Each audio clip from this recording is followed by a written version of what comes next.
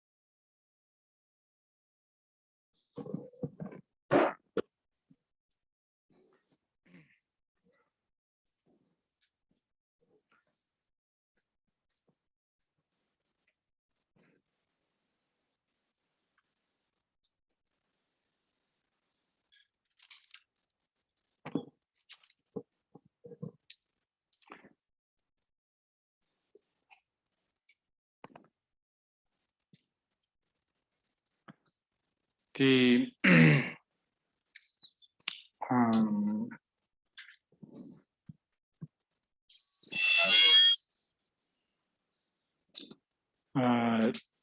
Bardo of dying, Bardo of luminosity. These two, for the sake of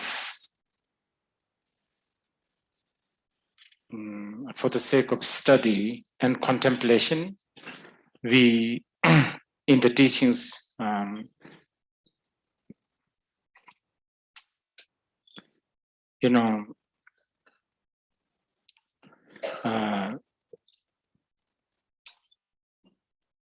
taught in the form of a different category, but these two Bardo, and also a little bit with the last Bardo, the Bardo of becoming, they're very intertwined. So these three Bardo, just like the first three Bardo of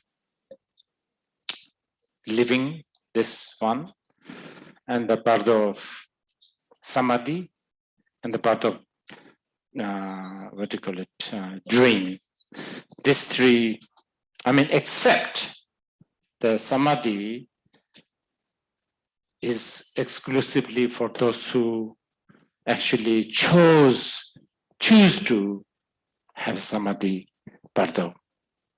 But generally, that's what many scholars would say. But there are some masters in the past who actually say, whether you call it or not, many ordinary beings, not necessarily yogis, they also stay in the samadhi. They may not recognize it's a samadhi. So it's a sort of it will not function as a samadhi, but it's kind of a samadhi. There is an argument, but let's not go through all this intellectual analysis. I mean, it could also help though, it could help. There are masters who say that sometimes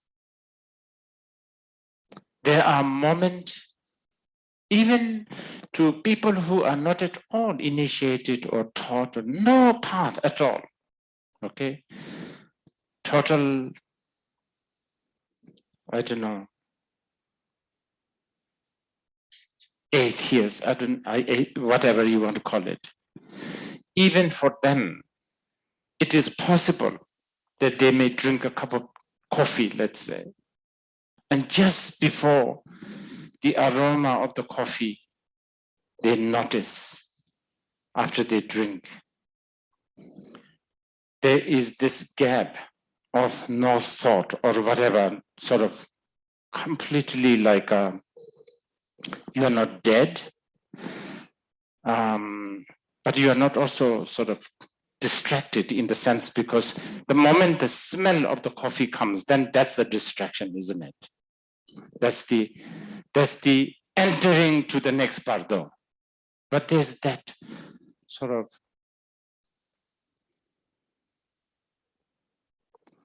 I don't want to call it subconscious and all that kind of thing that Mr. Freud's and all of that people simply speak, but something different, I think.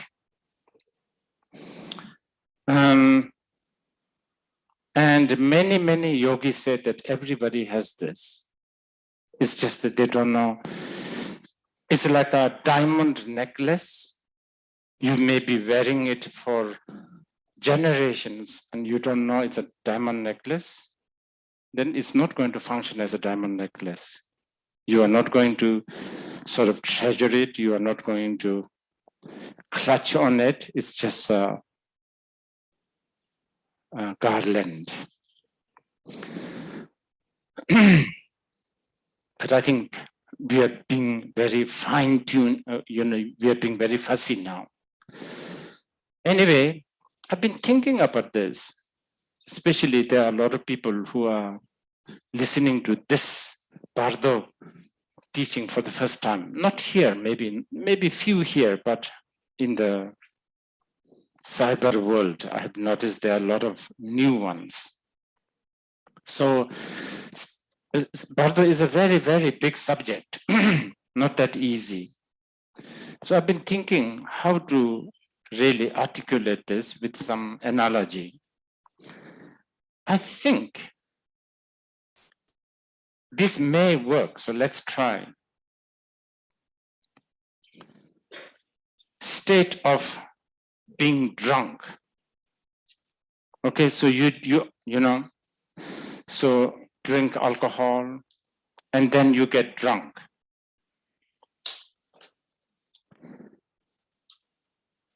You get drunk, right?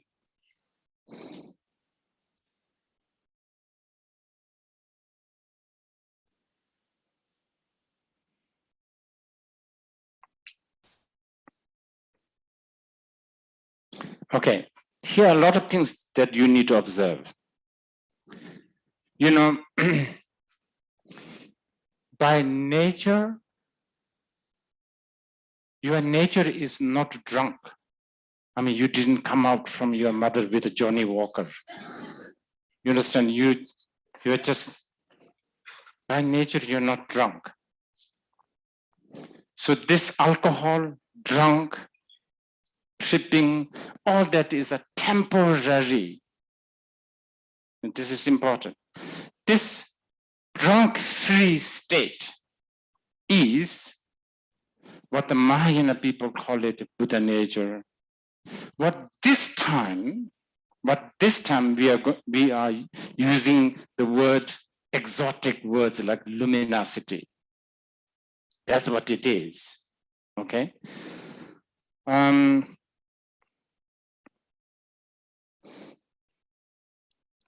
then let's just chip in some tantra here. It doesn't matter before Johnny Walker, during Johnny Walker, or after the Johnny Walker, you as a human being has continued. Nothing really, nothing, you are you. Yeah, that aspect, study of that you, nothing to do with the Johnny Walker, is what we call study of Tantra, appreciating that. But the fact of the matter, unfortunately, Johnny Walker happened. And because Johnny Walker happened, now we need to talk about Alcoholic Anonymous and rehab, etc., etc. So path is in a way unfortunate, because there's an unfortunate thing called, delusion. I just want to put that in your head.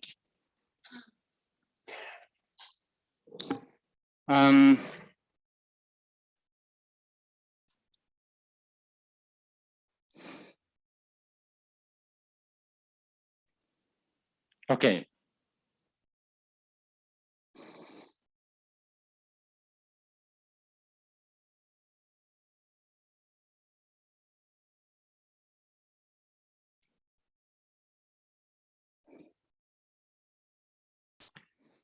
I hope I'm not going to confuse you with this, but this is an important thing that I need to tell you. Concept called awaken. So there's something called awaken, Buddha,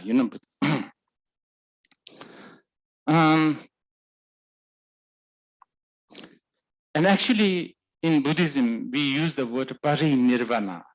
Tatyatha gate gate paragate parasamgate, even going beyond awaken. This is really, really, really important. Actually, gone, beyond, really, really gone, Because if you are only sufficing with just a simple awakening, it's a problem. It's a bit of a problem because, okay, so it's a bit like this. This is the normal drunk state. Of course, maybe not Johnny Walker, but something else. Job, family, loneliness. I don't know. Bank account, education, family planning, pension planning, all of this. Then we also have the dream, right? The dream Bardo. Okay, so in the morning, like a few hours ago, you woke up. What is that? Awaken. But the problem is you awake and you enter to this now. So this is why parinirvana, not the first gate, paragate, very important. Not only that, even the samadhi, Bardo, is a bit of a problematic, because when you are in the samadhi for one moment, I mean, it's kind of ironic to say it this way, but you also awake from the samadhi. Actually, we use this word, nyamjale dang, nyamjale dang. It's even, you can notice this in some of the sutras, like a Hat Sutra, for instance. Once upon a time, like in the Vulture's Peak, Buddha was in the all-eliminating, samadhi. Avalokiteshvara, Shariputra, they had a conversation. After that, Buddha rise from the samadhi and said, yeah, good. Your conversation is good.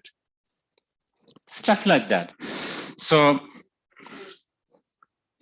in the samadhi, right now, our samadhi that we do, unfortunately, we wake up from that. And usually when we wake up from this samadhi, Bardo, we go to this drunk state.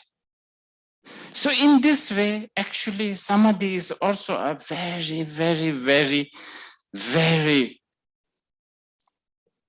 iced and watered down Johnny Walker. Depending, shamatha, basic shamatha, maybe one ice cube. Okay, as you go vipassana, more water, more. So like by the time you reach to the last stage of the samadhi, just one drop of water, that's it. No, one drop of whiskey. So, okay, so this is important because once you become tathagata, completely, gone, then there's no samadhi, actually. Actually, the idea of meditative state and post-meditation is only for us. We talk about it, but the fully realized, they don't have this. They don't have this bardo, this gap. I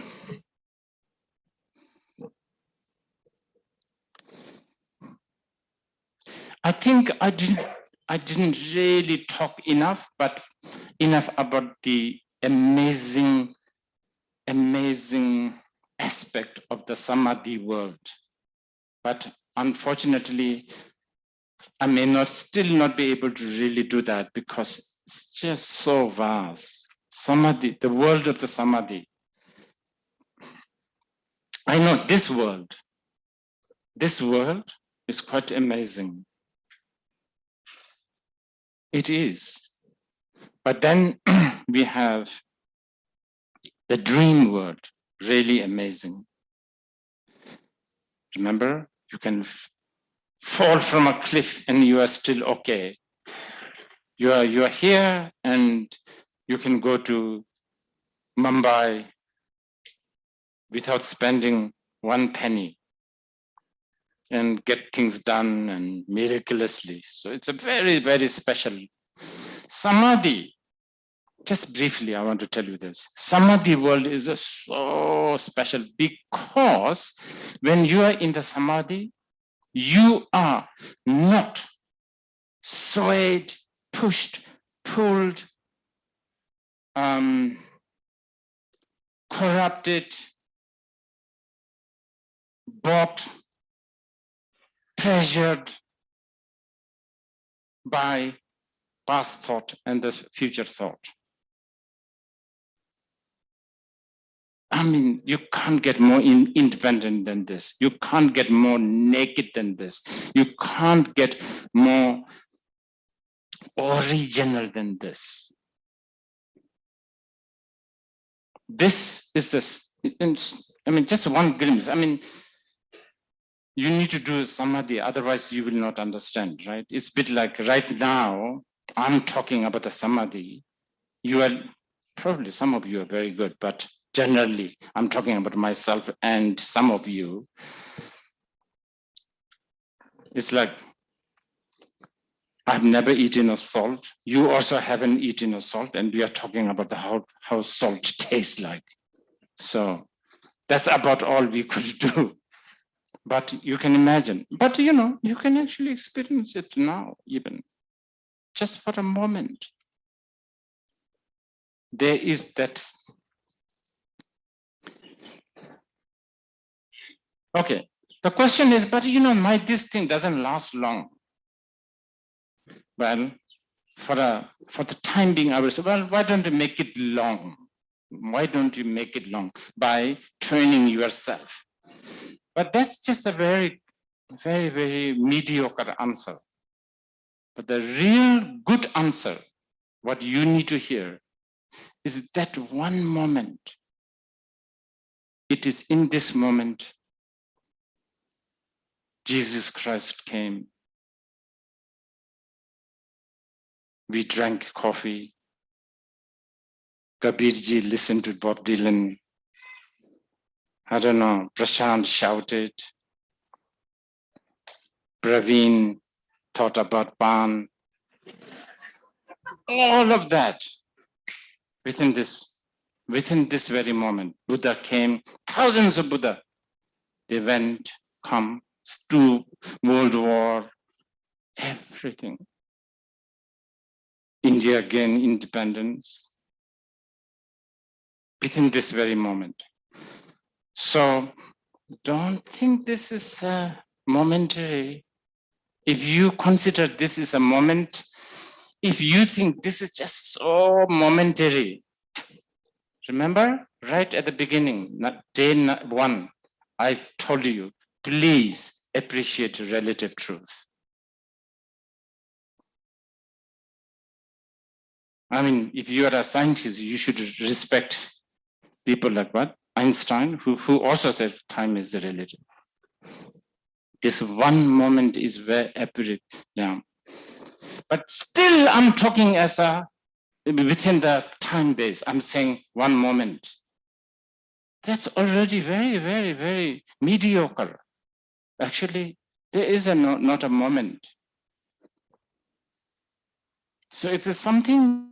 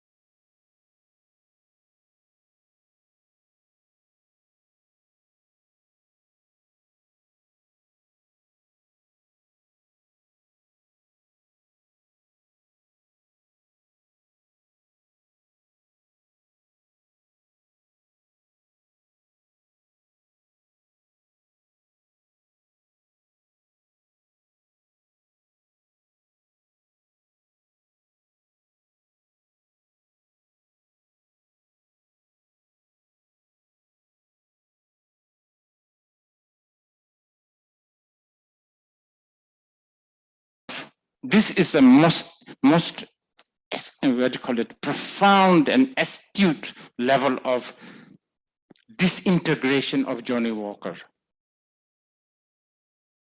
Okay, it's an important example. I've really been thinking about this example few hours. Okay, so disintegration of the Johnny Walker. Okay, now what happens? If you are an addict of alcohol, what happens? You just can't bear this normalcy. It's too scary. It's too scary. You are looking, is this totally not a small sort of ounce of Johnny Walker in your body is just unimaginable, unthinkable. So this is what here we are talking about faint state. This is where you will reach. And this is unbearable. And this state is termed right now as I hope my analogy hasn't confused, has not made more confusion. But I think, yeah. And actually now I'm going to actually talk. Okay, the last Bardo of becoming, I mean, let's just a little bit. Bardo of becoming is basically you are holding on to a bottle of Johnny Walker. And actually, I'm saying you are coming out from your mother with a bottle of a Johnny Walker and all the gear with it. That's, that's what I'm saying. There's just a very broad analogy, okay? Okay, so part of dying, disintegration of all the elements. For as a method, okay, well, how do we use it? These are not just a theory. It should not be just left as a theory. For the Buddhist path, we always have to have a path. How do we do this? How do we handle this? Well, mainly, it really depends on how prepared are you during the bardo of living. And bardo of dream and bardo of samadhi. But let's say, okay, but you can still actually, in fact, for the yogi, I told you already, this is an important chance. Because not only, okay, just when you do meditate, what do? You try to not get distracted, right? How do you do that? By closing the door, by going to a mountain, by sitting straight. Why are you doing that? Because the point is you are trying to shut the distractions out. This is why it's called retreat. You are trying to shut all the distractions out, and you want to be, and people even close their eyes, which tantrikas will say, well, if you want to close your eyes, then might as well close your ear and then nose, and then how about body? So they don't really close eyes, but anyway, people close. So escapism, basically, we apply a lot of escapism during the meditation. I'm not discouraging, especially for the beginners, very important. I'm losing my thread now. Gosh, it totally went out because I was thinking about Ayers Rock. What was I talking about earlier? Blocking up the distractions. Yes, that's right, yogis. So, during the fourth bardo of dying, you don't have to spend any money on retreating from the distractions. They're doing it for you because you are dying. Your eyes are not working, your nose are not working, your tongue is not working. So they're doing it voluntarily for you, free of charge. Finally, your mind is becoming naked, independent. And isn't this what you wanted? As a meditator? Well, here you go. It's a once in a lifetime chance. It is literally once in a lifetime chance. This is what you are facing. So the yogis like it. So I've already told you a few things like mantras, visualizations. There's so many. But one main thing is always telling somebody, or actually you telling yourself, this is my projection. This is my projection. Actually, this is a core practice of even now. This is my projection. That's what you are supposed to do as you are dying. But it's difficult because, there's a chemical impulse. The moment you see that, moment you smell the Johnny Walker, the bottle, the packaging, the glasses, the temptation of trying to cling on to imaginary previous Johnny Walker is so strong. But anyway, you go there, okay?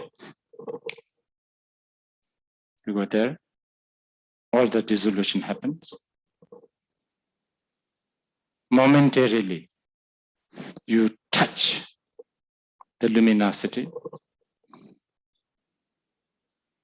Luminosity is the best term we can come up with, but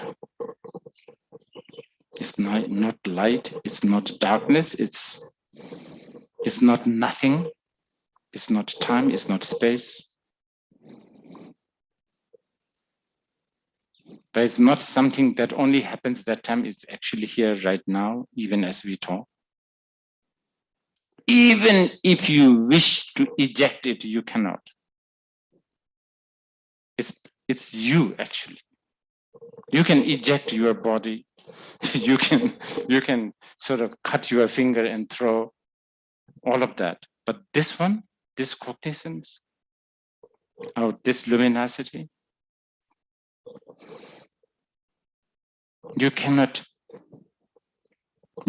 pause it, or you cannot sort of do it. I mean, you cannot say, oh, you know, can you not be with me? You cannot.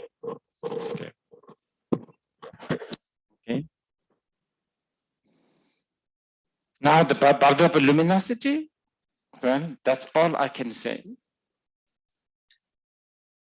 And if you are a practitioner, now if you're a very experienced practitioner, you will recognize it. And then the great Nyingmapa masters, their most vivid image is Mapang Pujukta Putrovarsho. In the Bardo prayer, it says Mapang Pujukta Putrovarsho. Like, I guess like cows and calf, baby cows, if you separate like 500 cows and 500 calf separate for like a few hours, and then you release them, all this, they all kind of look alike, right? But the babies, they will go right to the mother. No doubt whatsoever. No need to ask, are you my mother? Looking at other cows, no doubt.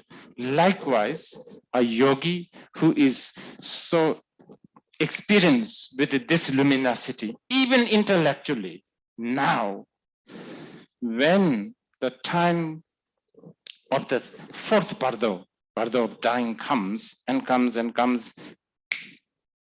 like the baby knowing the mother, go straight. So this is why masters of the past say, while we are alive, we should practice like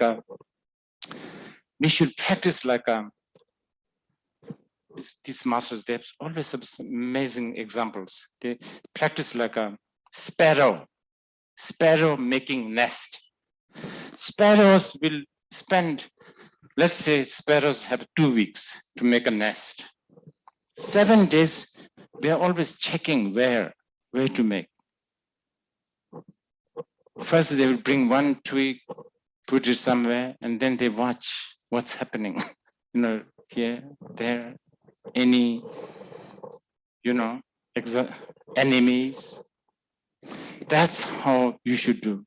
You should go to teachers, check. What kind of teacher is this? What kind of teaching is this?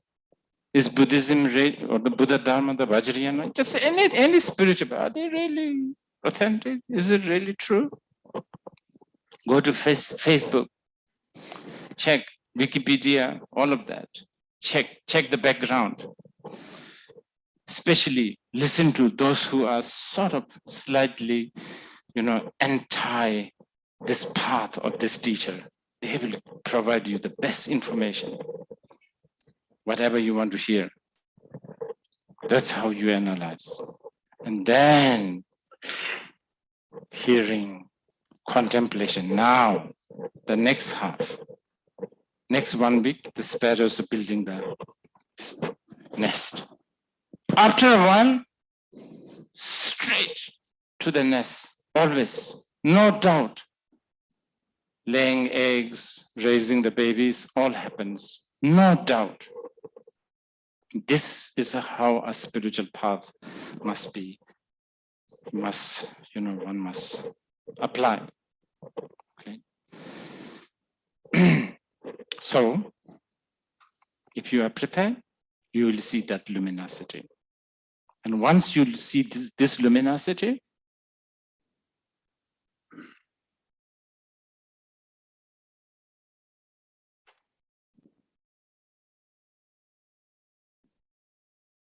I know many of you will want to know, will we come back?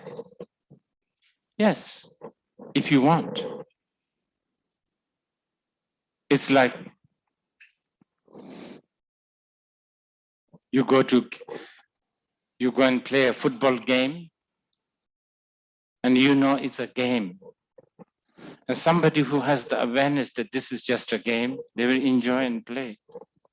Even get some bruise here and there. It's okay. It's a game. But if you don't know it's a game, if it is like a Premier League, if it is like a Real Madrid versus Barcelona kind of mind, then it's a business. It's a big deal. Then, gosh, you can get caught up. But once you know it's a game, then you come back. But then you come back and enjoy. Like a lotus, beautiful,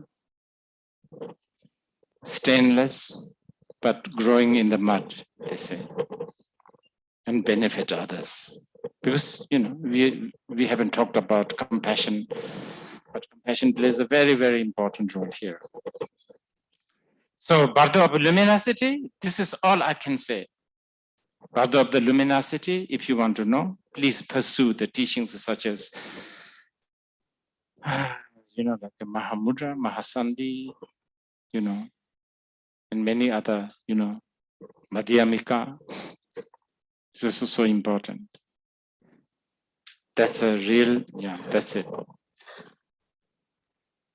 Now, Bardo of becoming. Remember, an afternoon of no Johnny Walker. You can just feel it.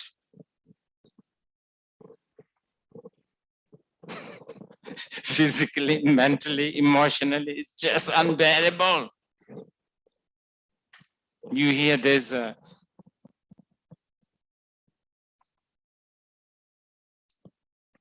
Pathankot train strike. You hear that there's been a road blockage in Kangra. So when is the next supply of the Johnny Walker coming up? Anxiety, all of that. So just cannot bear without the Johnny Walker. It's just unbearable. It's just too much. It's like so bare. Okay, so now you are, but still no Johnny Walker. No Johnny Walker in your hand, but longing for the Johnny Walker is rising now.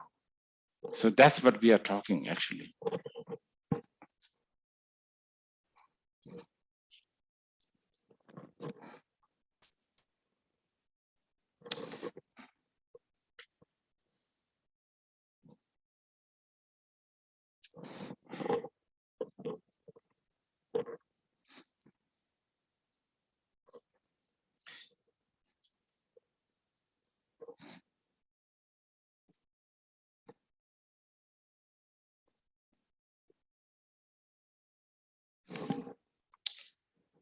Okay, so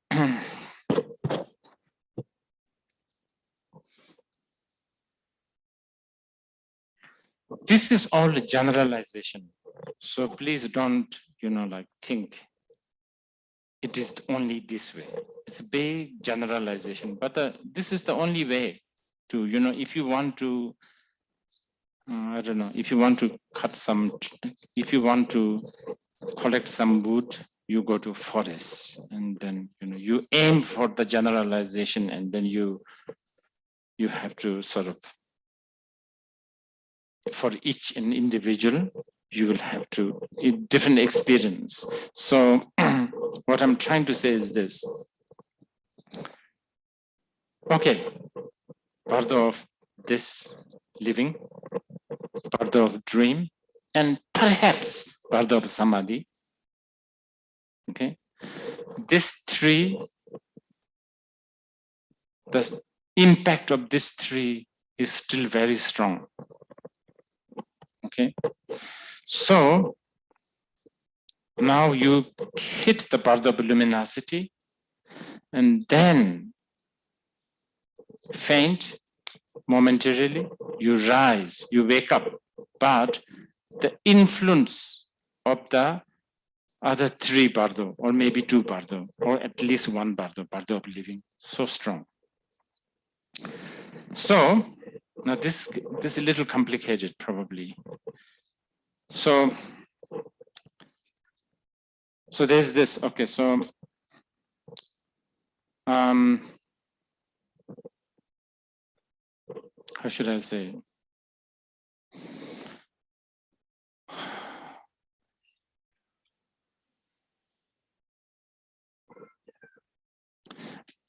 Now I have to use words like previous life. I don't want to use the word like reincarnation, but just keep in your mind the time as an illusion.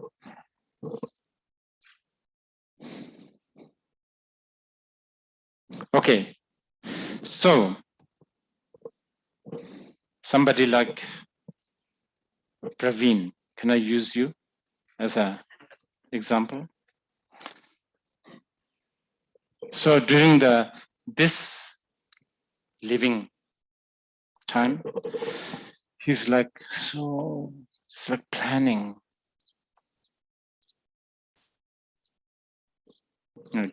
Where to get those palm leaf. Need to open a pawn shop. And just so like some anxiety about all these health conscious people talking bad things about palm.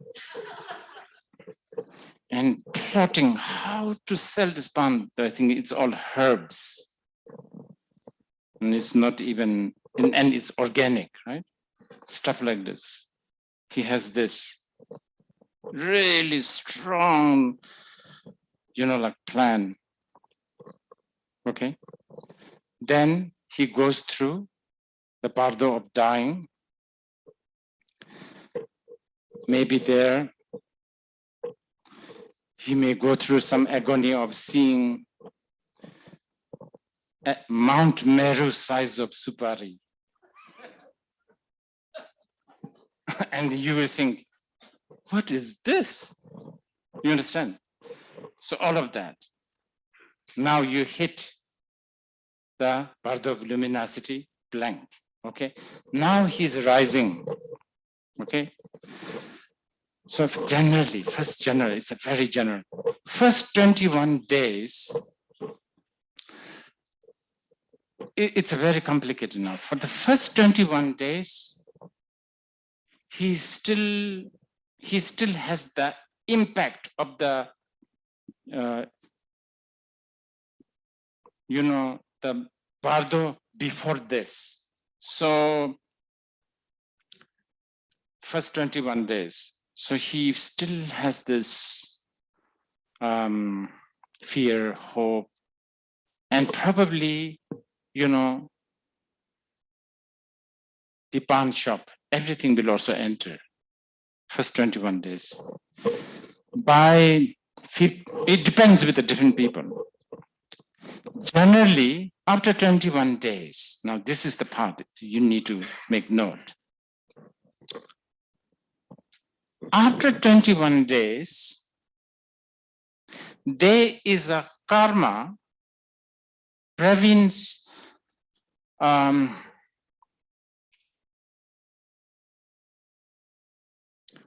500 lives before. Pravin was an Iranian, and he has a naan shop.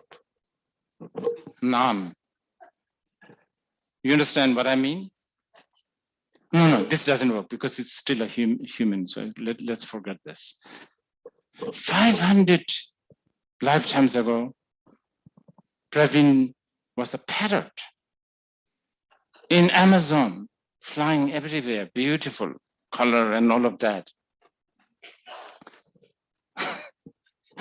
After 21 days, Pravin will look at a small worm in the backyard of deer park, and Pravin will have a saliva in the mouth. Do the parrots eat worm, by the way? Maybe not, right? What do they eat? Nuts, fruit, right? But he eats fruit, so it doesn't work. Something different. I think that I think maybe socks is better. Socks, you know. After 21 days, Pravin will still try to put on the socks, but his feet has changed. He will feel this. It doesn't work. What do you call it? The nail. Yes, claws is not really working with the socks. So then it feels a little awkward. I'm just giving you this as an example. So this is why the Tibetans go bananas with this 49 days business. First 21 days is considered really important because you have a good reference. So I can talk about, let's say I'm here after he died. So Pravin, remember we have a plan to do a pawn shop. Now, listen to this. I'm going to fulfill your wishes to open this pawn shop, and I will make 500 pawn and distribute to the 500 sannyasins here. That way you will accumulate merit, so on and so forth. I can do that because he will still understand what I'm talking about. After 21 days, when his Amazonian parrot, papagayo, after 21 days, when his papagayo chemical hits him, talk about a pawn doesn't mean anything, nothing. I can't talk to him about pawn. This is generally, we are talking about the Bardo of becoming. Okay, so now let's go through more detail. What am I missing?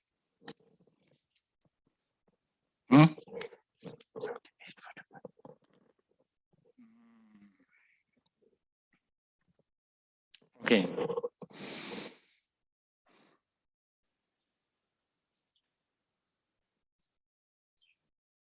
Just give you a list. Okay, so you are rising now from that moment of faint or luminosity.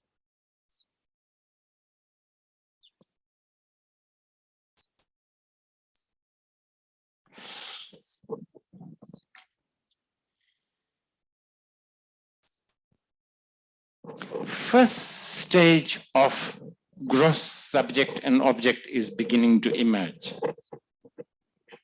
Okay.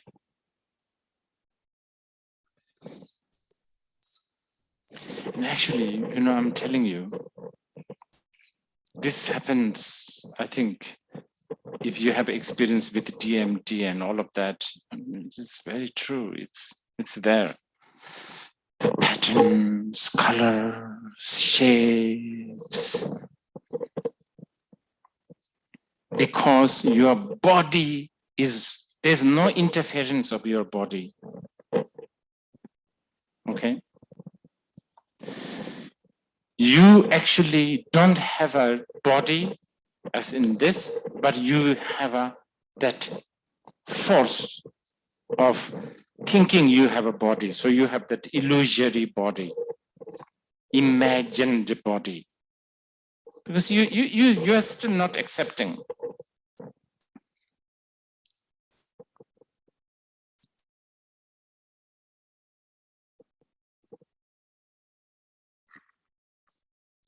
You know, you are still going through that period. You feel that you have a body, but you see things in a different way. Okay. Now I have to, unfortunately, this is important. So for new people, this is a little difficult. There is supposedly so many, we talked about 5 confluence of channels, but supposedly there is so many other confluence of nadis, the channels. This 5-1 is just general. So according to Karma Lingpa, or not just Karma Lingpa, many other, there are 100 special knots or it's maybe not confluence, not like a knot, right? There's 100 different knot in our channel, in our system. This is interesting. The actual body and the actual vein is already dead, right? You only have the imagined one, but this imaginary body also has that. In fact, this is why nadi and the prana, if you want to talk about prana and nadi, the big portion of the ingredient of the nadi and the prana is mind. So this thing, the greenish, bluish vein, that's just a very gross reflection of the most refined channel. Okay, so there's a 100 different note or a confluence of nadi, and these 100 notes will be projected. You will then experience the 100 peaceful and wrathful deities. So now this is where you have extensive teachings on the 100 peaceful and wrathful deities. It's in the Karma Lingpa's thing. Deities, okay, please don't. The moment I use the word deity, I'm sure many of you are thinking in terms of like Tara, Manjushri, Shiva, Ganesh, Agni, Vayu. Sure, they're all very symbolic. Fine. I mean, they serve their purpose. Fantastic. We will always use them as a symbol. But the deity, what is deity? Deity is actually, well, first of all, that's luminosity, remember? But even if you can't understand that, deity is none other than the union of luminosity and emptiness. That's what deity is. Now then you may say, well, this is just some exotic word you are telling me, some what? Union of emptiness and luminosity. What is that? It's just some made up exotic language. No, not at all.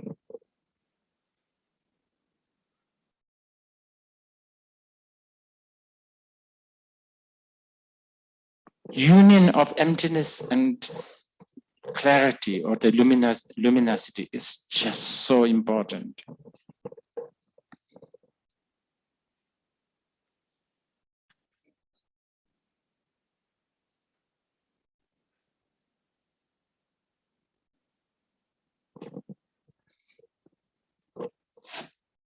like this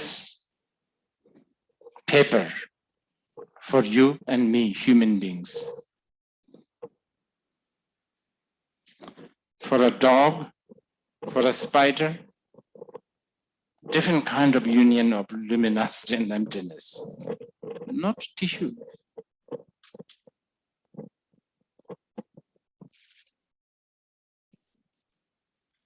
They don't think like that.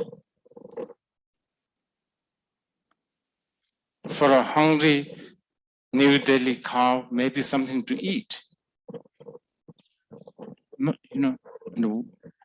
For every phenomena manifests different for different things. And this is why everything is none other than the luminosity and the emptiness in union.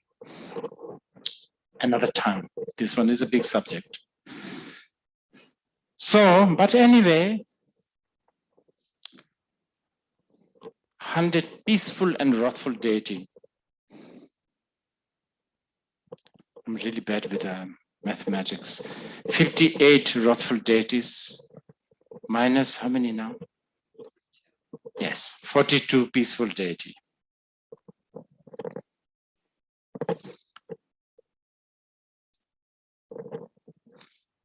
But maybe we take a break because this deity business is a little complicated. We need a break before this.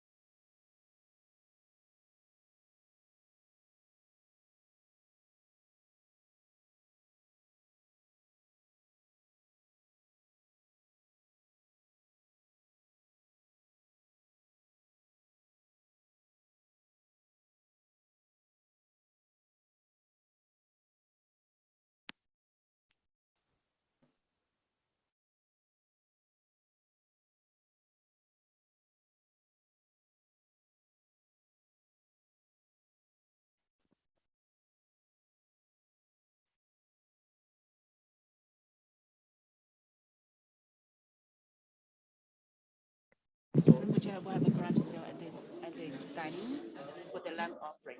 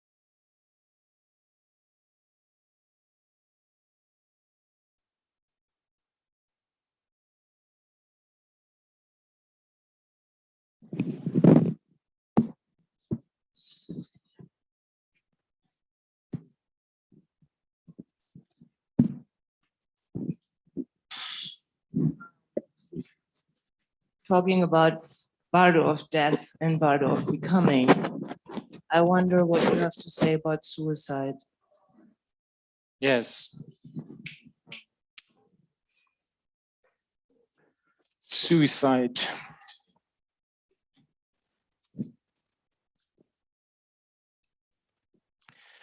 Well, a lot of things to say about it.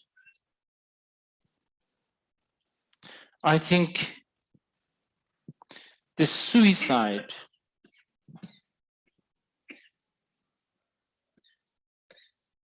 is really like getting addicted to absinthe. You know, there's a brand called absinthe.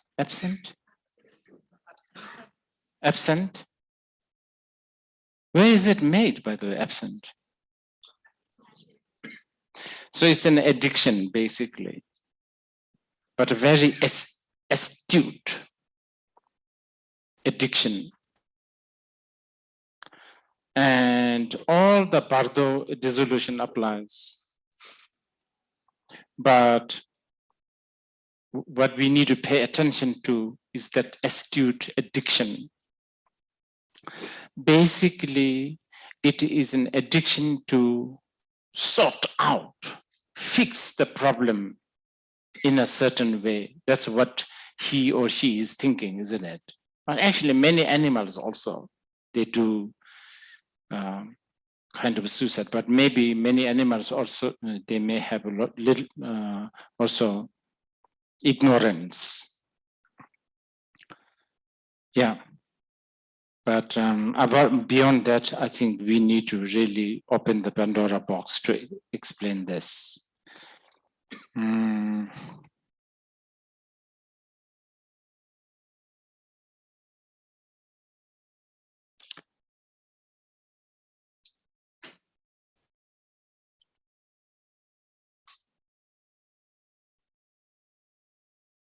Yeah, it is basically a very vicious and ironically very vicious form of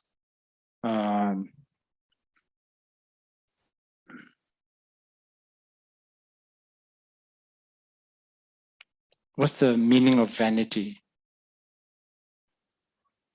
Yeah, so it's a form of vanity.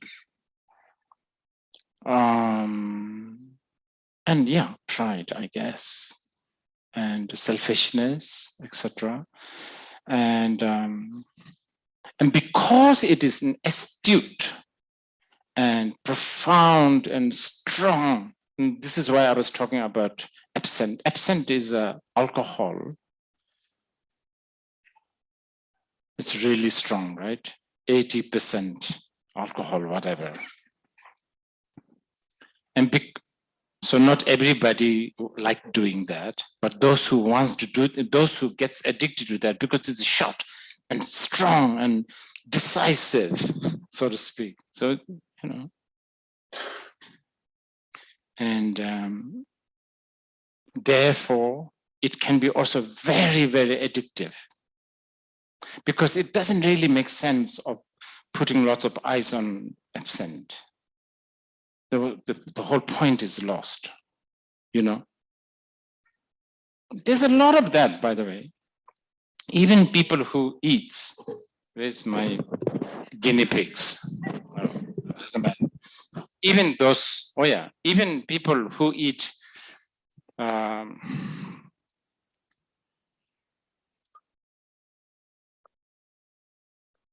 who eats chicken curry.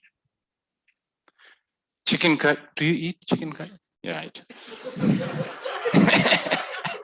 You know, they have a lot of, you know, yeah, this is a good example actually. There's a certain amount of chili they put, and then they can really get addicted to that astute, fast, decisive spice. Then they have, you look at it, look at these people who eat chicken curry, they will have a side green chili and onion. Where is it? Oh yeah, here, the onion. They even need an onion. So this year, I'm already observing people like Prashant, they already the ratio of onion has gone up. Because 1 or 2 onion doesn't do the job. You know, it's a bit like this. Just needs the dose, you know, like strong dose.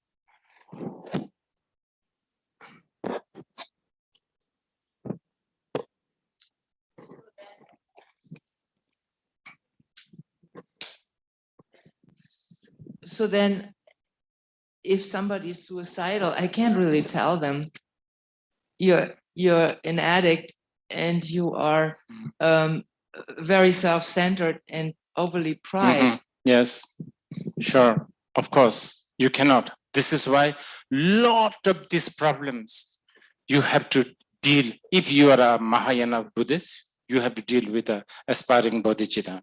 Cannot.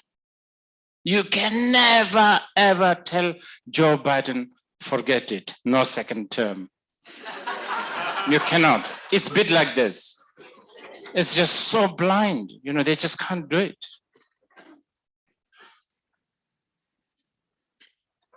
It's so aspiring bodhicitta. May they never think like this. And it will work. It does have a power. It really does. Okay, Tejal. Oh, yeah. There is a series of empowerments of deities called knowing one knows all. Mm-hmm. So when you were talking about deity being emptiness and clarity, do all different deities, they are made just as to help like our different minds and different projections? Yes, yes. Yeah. The deities are just the most beautiful, actually, especially, you know, like big tantras. Like there's a, you know, Kala Chakra Tantra. The deities of the Kala Chakra Tantra is just the most colorful. like the male consort's name is like a deity who wants to yawn. And his consort, his female consort is the deity who detests yawning. So they're in union, like that. And this is, we are talking about a very, very higher, tantra. Okay. Rinpoche, I have two questions. First one is about the fear that arises during the Bardo. So is this because of the referencelessness Yes. that you can't be in control? Yes. And the I second, think so. That's the main one. Referenceless is the most scary. I mean, even in our Bardo of living is the most. That's why we get even title like Mr. What does that mean? Like it. and my second question, Rinpoche, is that this union of luminosity and emptiness, is it the same thing which is spoken of in the Tibetan concept of Lenchik Tucheva? Yes. Yes. That's it. Okay. Any more questions? Just questions in the audience, I think, today. Yeah. Rinpoche, thank you for the teachings. Can you elaborate a little bit more when you were speaking about one moment of samadhi or recognition? Mhm, And, normally we would say that you might want to prolong it. mhm, But you said that this one moment, don't underestimate the power of it. I mean, this is Mhm. how I understood. But can you Mhm. speak a little bit more about between this one moment and retaining the quality, but prolonging? mhm. Just a bit more about that, please. Okay. Thank you. Well, practically, it depends with what kind of meditation you are doing. Practically speaking, if you are sort of right at the beginning, then your master may say, prolong it, try, long for it, work for it, desire for it. This is the best thing you should have. You really should do like hours and hours like that. But as you go on, then if your master is savvy, he will say, okay, the moment you have it, that's good enough. Don't prolong it. Don't try to abide, because prolonging and abiding is whiskey. That's just another form of a whiskey, and you don't want that. That's what they will say. Anybody who will in the future transcribe this teaching or listen to these teachings out of context, you understand? They will really think this is what happens in Deer Park. Okay. Any more? Yeah. Thank you, Rinpoche. Rinpoche, so you said in today only that there will be a mediocre answer, that you have to prolong this moment of I don't know. It feels like emptiness. That there will be a mediocre answer, but a better answer will be as I understood it, contemplating on the four seals, and somehow I can relate to it more for myself. Okay. So I just wanted your advice if that is a more. Well, right at the beginning, I was talking about shrugging off. Remember, that's what I was talking about. So even you reach to, there's so many stages. Once when you reach to the third stage, you try to go to shrug it off. Even the fourth seal. You know what Buddha Shakyamuni said? Shakyamuni, this is the one who taught fourth seal. He said, in one sutra, he said, what do you think? He was asking a question to his disciple. What do you think? Looking at a pile of garbage, if you think this is a jewel, what do you think? Is that a right thing to do? Of course, the monk says, of course not. That's a pile of garbage. And then Buddha said, just like that, looking at the four seal, four seal. All compounded things are impermanent, all that. Looking at the four seal and think that this is a holy dharma, this is exactly as how you are looking at a pile of garbage and thinking it's a jewel. So lots of shrugging off.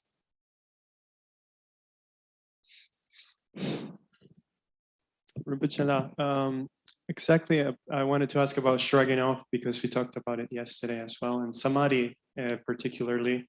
So do you think in that context, as spiritual seekers, we should work first on shrugging off things rather than pursuing the samadhi?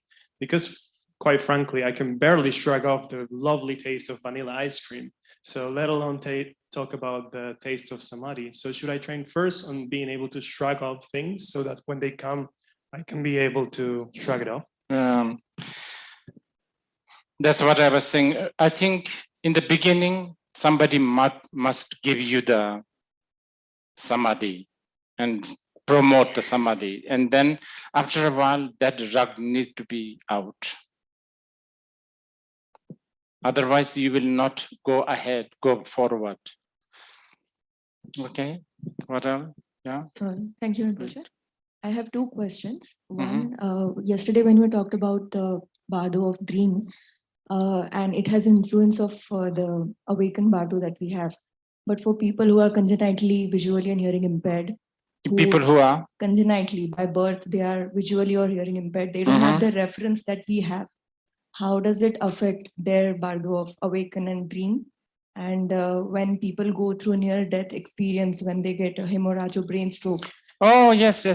Oh, as long as they have 18 dhatus, they always have their version of dream. Oh, there's so many. Just a few days ago, I was reading a tantric text, and it's so beautiful. It talks about,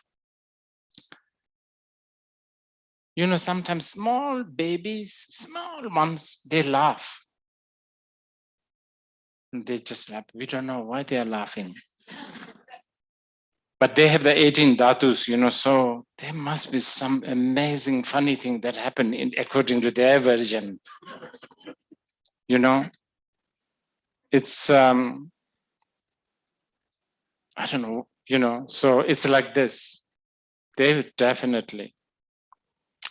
And yeah, I mean, it just popped in my head. Especially babies, kids, before their mind is contaminated by us adults. When they die, they have actually very, very different kinds of the Bardo because of, you know, obvious reason I just told you. So actually, it's good that you mentioned this because it suddenly popped in my head. I've been wanting to introduce Kishti Garbha Bodhisattva because somehow he became so popular in China and Japan and Korea, but not so much traces in India. So I think he needs to come back because he's supposedly, especially, he has done PhD on Bardo experience of the infants, experts. He's the Pandit of that kind of Bardo. It's fascinating, especially in Japan, you know, babies' cemeteries. They have these Kishti Garbha Bodhisattva.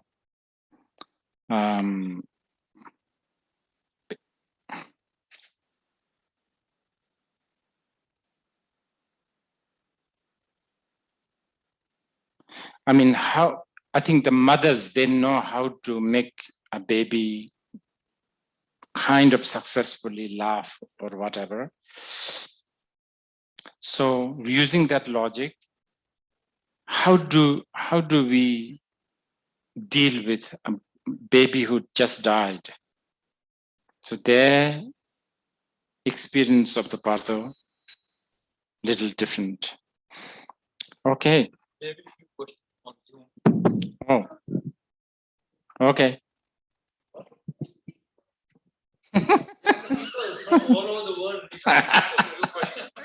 Okay. Yeah. So Rinpoche, there are quite a few questions. I'm just going to pick a few themes and just ask you. So the first one seems to come from people who are practicing the Nondro and so forth, and they're asking about the Foa practice. And they're also asking about practices to prolong life, like does it help people who are about to die, and how does that work? So that's one set of questions. Of course. It will help, without a doubt. Okay. Then? Yeah, and then someone's asking about the luminosity experience. Like, is it literally the experience of light? And no. No. And okay. Not only that. Not only that. Yeah. Okay. Everything. And, light. yeah. And someone's also asking about the relationship between three terms, luminosity, rigpa, and zangtal. Yeah, they're just similar. Yeah, they're all like water, H2O, like that. Okay. Then there's this where someone's asking that Karma Lingpa uses phrases like self-created Nirmanakaya. So how do we reconcile this kind of language with the language of the Madhyamika view where nothing can be self-arisen? Oh, yeah, yeah. That's, yeah.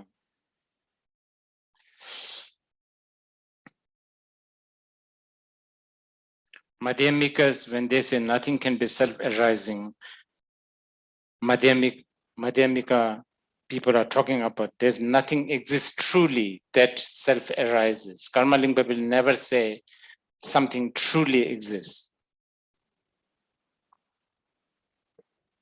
And finally, if at the moment of death, the bindus, the channels, the consciousnesses, etc., dissolved, then what is it that is actually experiencing this luminosity? And additionally to that, someone's also... Oh, self-awareness. Self-awareness. Yes, that's what I've been saying past maybe 2 days ago. Mind has one wonderful thing, quality or the ability, is knowing itself. And this, see, right now, you feel safe and secure and I don't know, I should even say, maybe actually you feel kind of, right now you are kind of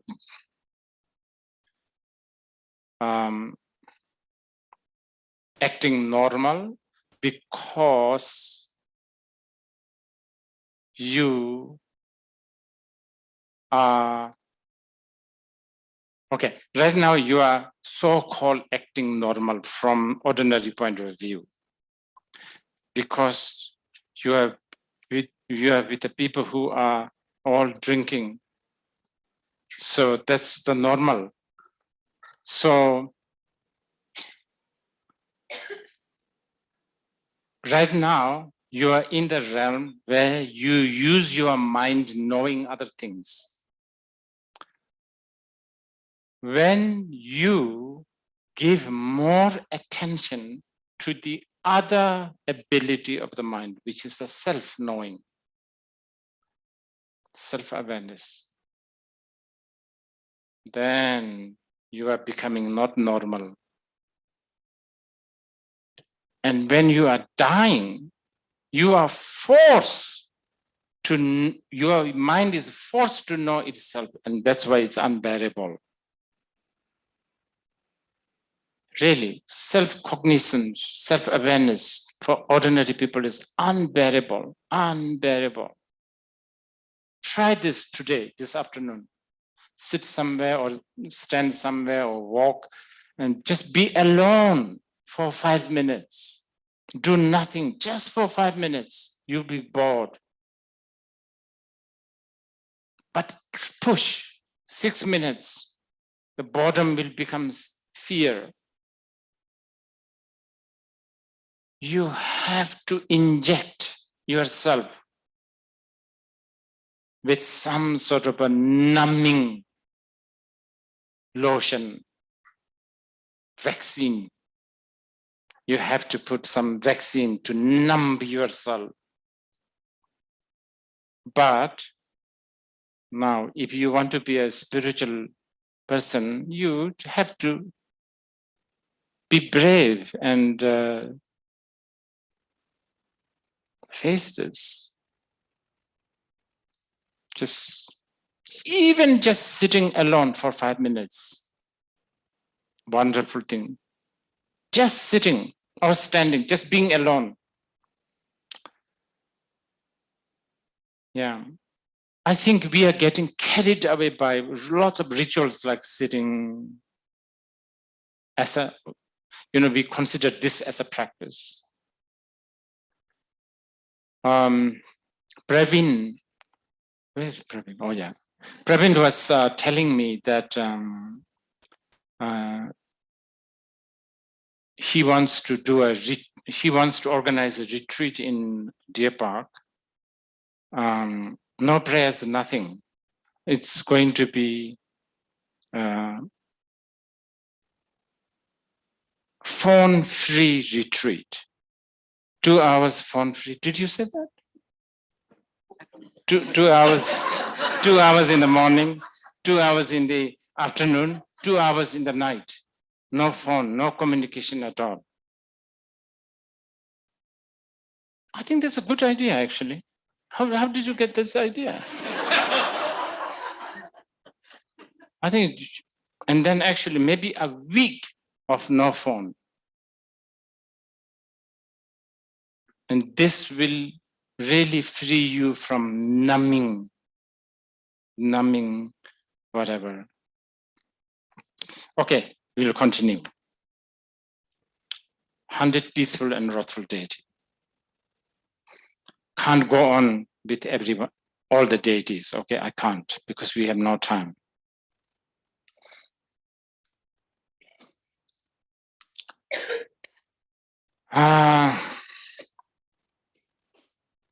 And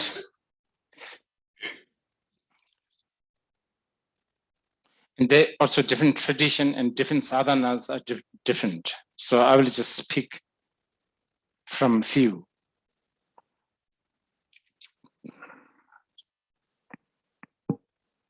Okay, first, just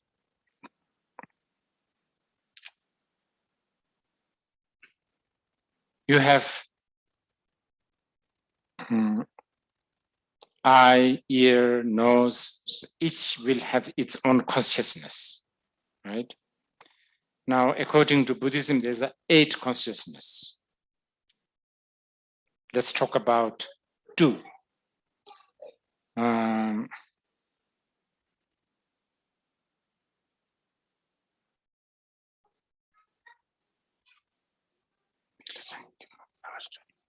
Okay, so ear, hearing. Ear is more, in many sadhanas, ear is Avalokiteshvara deity, male, Avalokiteshvara, in union with his consort, guess, sound. So see, already 2 deities. Okay, and then eyes in many sadhanas is Manjushri. Consort, the vision. Okay, so like that. So 8 bodhisattvas in union with the 8 consorts. So that's already like 16. Yeah, just giving you just a brief idea. Okay.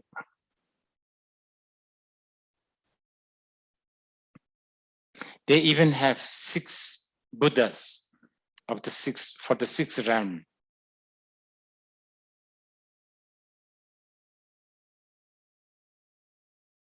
Let's just talk about 2 of them.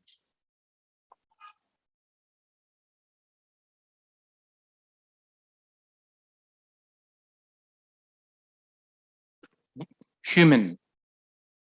Human is a projection. You and me, it's a projection. We wage war, we collect, we save.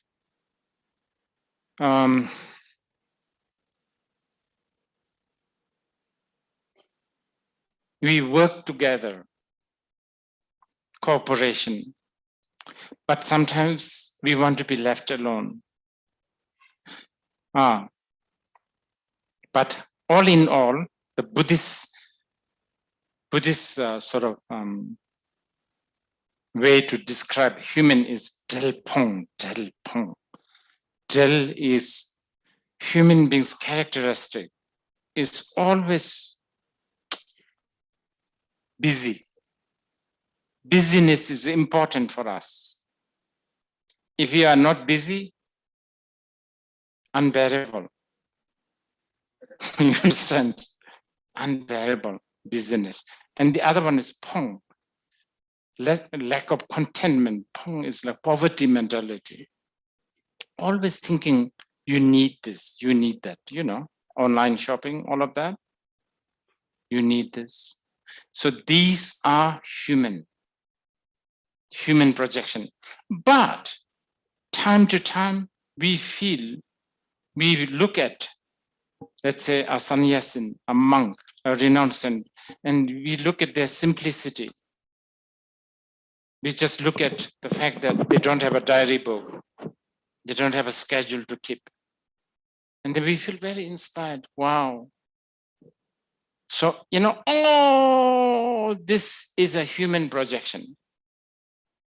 So what do we have? Human Buddha, like a Shakyamuni. So he has all that, by the way. He's a prince. He was busy. He was married. He had a son, you know, all that. And then he renounced, you know, Buddha, the savior, sort of a savior, the guide, the coach, the teacher, begging bowl, teaching, the projection, human projection of the Buddha Shakyamuni.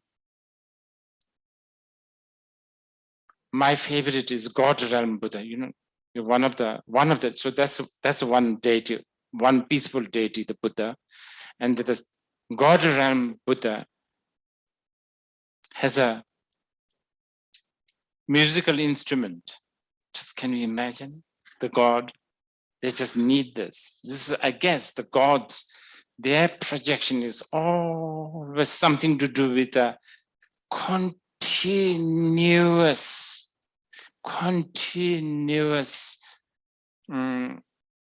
what do you call it? Continuous sort of yang.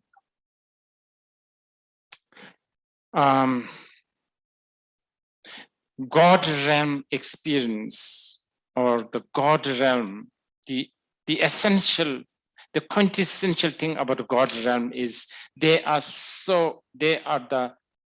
like the Navy SEAL of distraction. They're so good at anything to do with the distractions they will come up with. You know, like the Navy SEAL, the commandos. Yes, so the God realm can really do that. Anything, distractions, they love it. And that's all they care for. Distractions.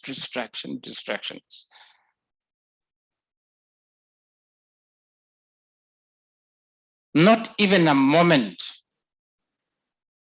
they give you. You see, this is why the human realm is preferred by the Buddhists, because sometimes we just can't cope, we can't compete with the God realm.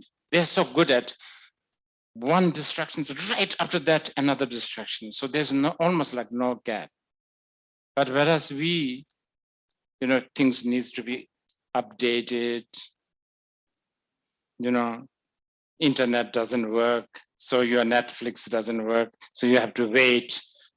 And while you wait, you are forced to the luminosity, at least a little bit, right? But God realm, no, the internet works all the time. Electricity, no blackout, shower, everything all the time. quadrant. So their projection of the Buddha is with a guitar. It's true. You can look at the tankas. Very amazing. The hell realm also has the Buddha, hell Buddha. And very interesting, he has a sword and armor. Can you imagine? Because the hell, the essence, quintessence of hell in the Tantra is the aggression, assertiveness, aggression, defensive, and what do you call it? Offensive, defensive, strike, defend. So these are just a brief sort of principle of peaceful deity.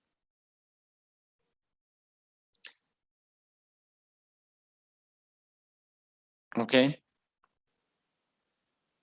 The wrathful deity is very, very complicated. It starts with Heruka, Malhotra Heruka, Yamantaka Heruka, Hayagriva Heruka, all that kind of thing. Wow.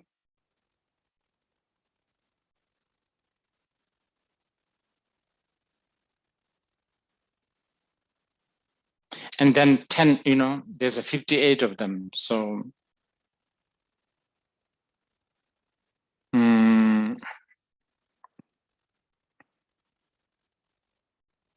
okay, let's talk about 20 wrathful deities. Not all, but just few.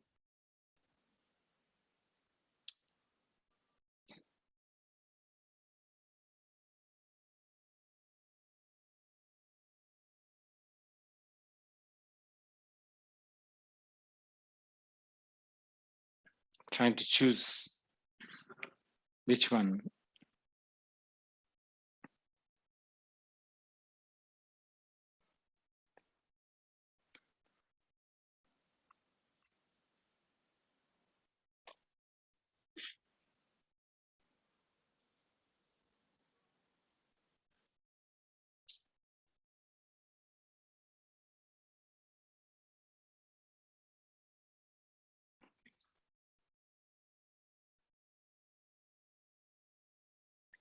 Okay. So, because I'm trying to translate this so that I think modern people can sort of relate. So 20 wrathful deities. They're actually connected to burden of morality. I'm serious. Such as, okay, killing is not good. So abandon killing. Okay, 10 virtuous and 10 non-virtuous action. These 20 are the 10 wrathful deities, male, and 10 wrathful deities, female. Like that.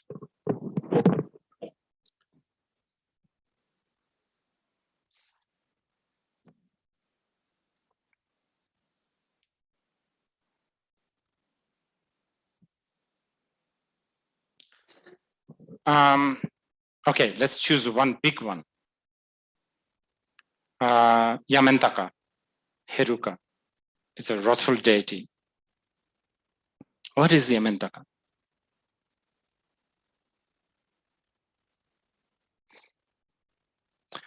Yama, the word Yama in Sanskrit has something to do with death, Lord of Death. Yeah. So Yamantaka actually is something to do with the time. The pure aspect of the time, because the time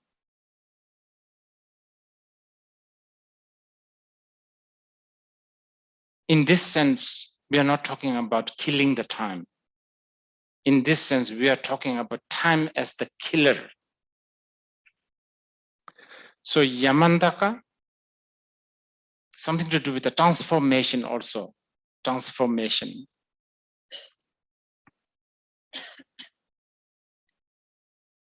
Everything, just imagine it's like this. You are looking at a sand dune. You may not realize it, but every moment the sand dune is shifting, right? Like this, like that. You understand? Shifting. This is the death. And that, it gets so profound actually. But also Yamantaka many times is a deity for the longevity, because something to do with the time, right? So that's one of the Heruka, big one, really, really big one. I think that's enough for now, but who is the center of all this deity? The big boss, Samantabhadra. How is it represented? A blue, naked Buddha. Many times with a consort, Samantabhadri. And now, who are these two? Yi dang che dakpa.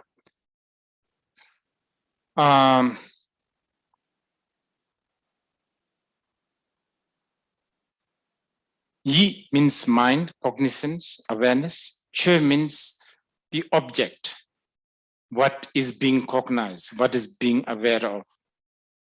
So subject and object, basically. So the subject,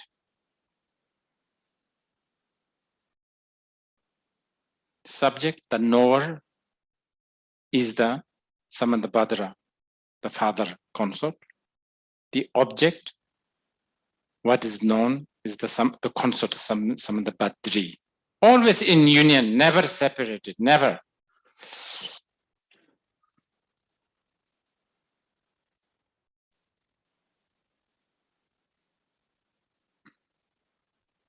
Okay, so these are, and don't forget,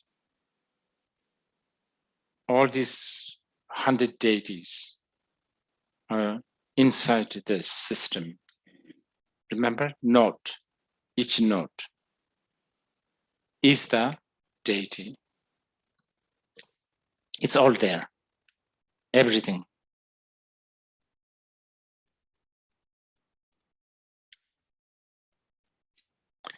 Okay, so if you know, those who wish to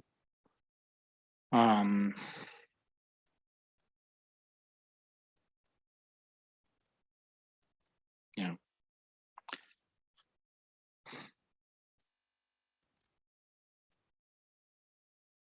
Okay, so you okay, then just quickly. So now faint, you are beginning to rise. You're beginning to see things, color, shape, and rays, sound.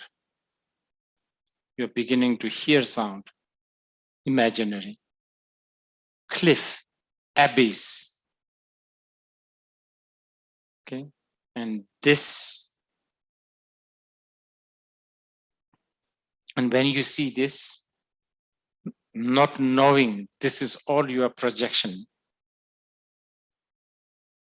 getting scared, getting paranoid, then leads you to more projection. So, okay, you already fainted because you just cannot bear the referenceless. Now you're beginning to have some reference, light, shape, color, all of that. peaceful deity, wrathful deity, but they are not the reference you want to be with. It's just too much. So then what? By 22nd day, maybe even before that, what you think comfortable reference will begin to happen. And this is the point the lamas, whatever, the great masters, they are also very concerned about the dead person. Because this so-called comfort zone is very, very, very dangerous. So let's say, then it can be infinite. The Bardo being is so lost, so scared, so referenceless. The Bardo being may look at a dead leaf, flying all over, dead leaf, and maybe the dead leaf has, the dead leaf can create a sense of cave. And the Bardo being may, because maybe this Bardo being still has this notion that being protected means having a roof. So even a small leaf with cave-like experiences will do. And then of course the real cave, and not only that, mist like this, or hearing crowd. I think many Indians and Chinese, when they die, this is something that they might have to be careful, because we are so used to crowd. So, you feel, you feel like, oh, there's some crowd, let's go. Like going to bazaar. We love crowds. Just imagine, for eons, you have not heard anybody, nobody speaking. And suddenly you hear, like people arguing or having a conversation you like. So you will want to go there. Crowd. There's so many lists, but please refer to the text.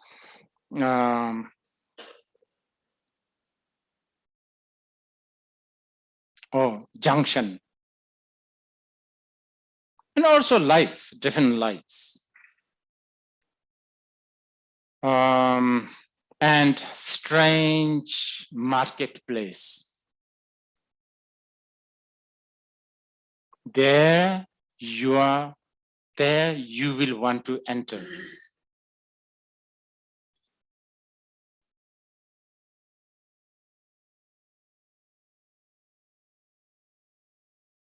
Okay, just quickly. Then now things get more complicated, because there's you with all your baggage of karma, and then your future father and the mother, who you have a karmic link. And and also during this time, many Bardo beings also see other Bardo beings. And it could be something like, you are the Bardo being here, right, in this room, and then you meet the other Bardo being, because the rest of this Bardo being, like let's say Praveen is a Bardo being, and he tried to talk to Karma Jimba, and Karma Jimba doesn't even see him. He's dead, right, from us, our point of view. So then Praveen gets really lonely. What to do now? So then Praveen Bardo being, okay, Bardo being, look for a companion. And he sees this Eskimo. Eskimo Bardo being. He's never seen him before. But because the Eskimo sort of looks at Praveen's eyes and their eyes lock, well, at least there's somebody who's responding to me. So Praveen will walk, he meets the Eskimo here, and then they will walk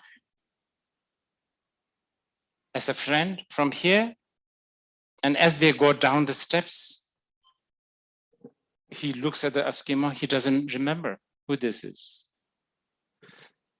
But actually I'm describing our life also. That's how it is many times.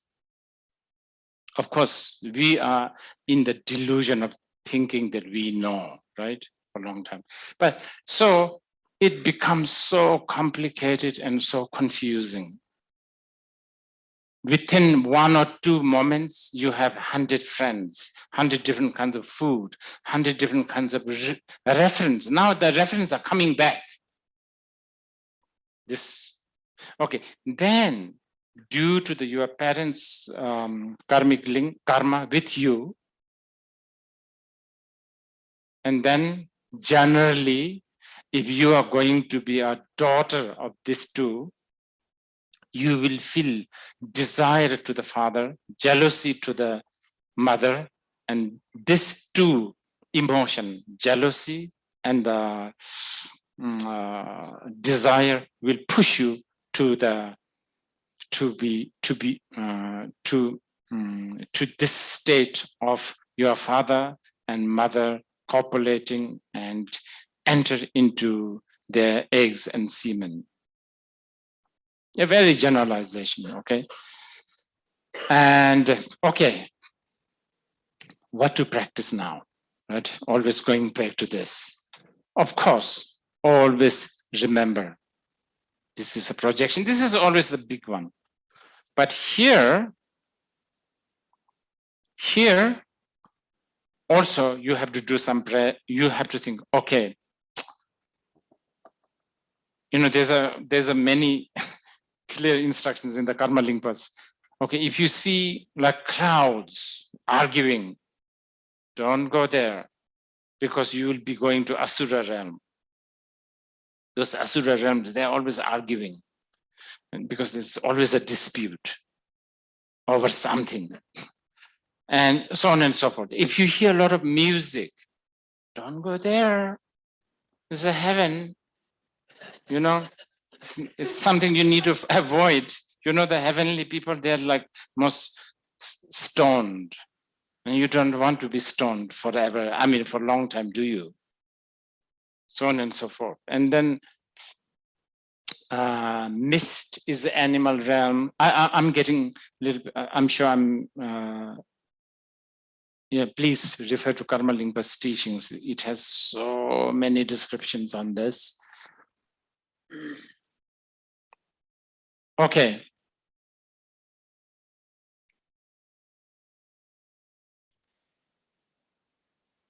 Instead, here, if you are a tantric practitioner, think of places like Copper-Colored Mountain. Think of places like Amitabha's realm, Avalokiteshvara realm, what is it? Turquoise hair realm of Aryatara. Turquoise, what do you call it? Mane, right? Mane. The long hair, mane. We call it mane, right? The English word is mane. Mane.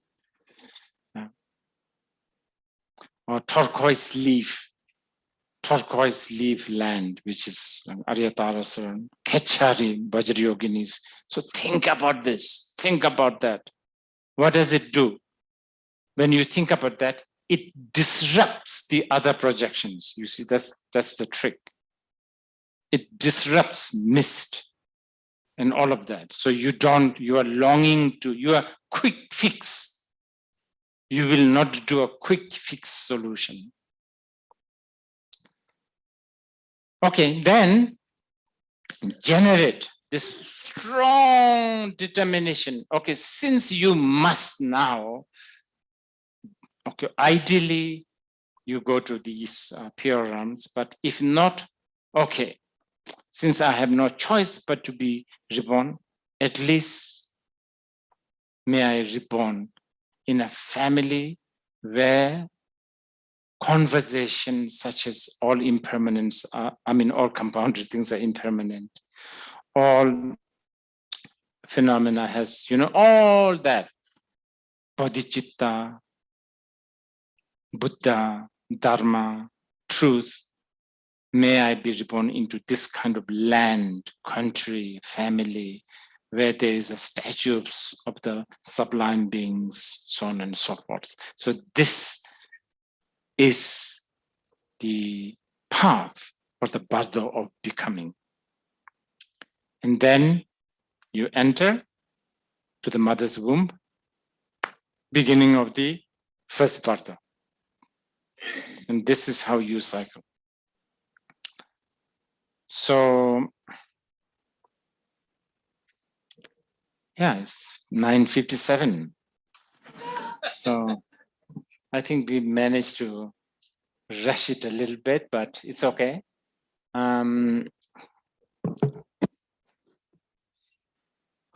So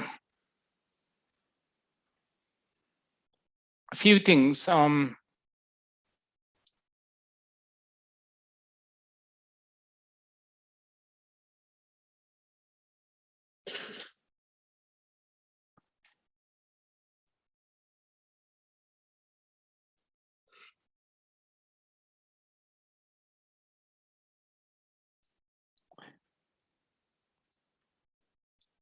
The Bardo experience, study of Bardo,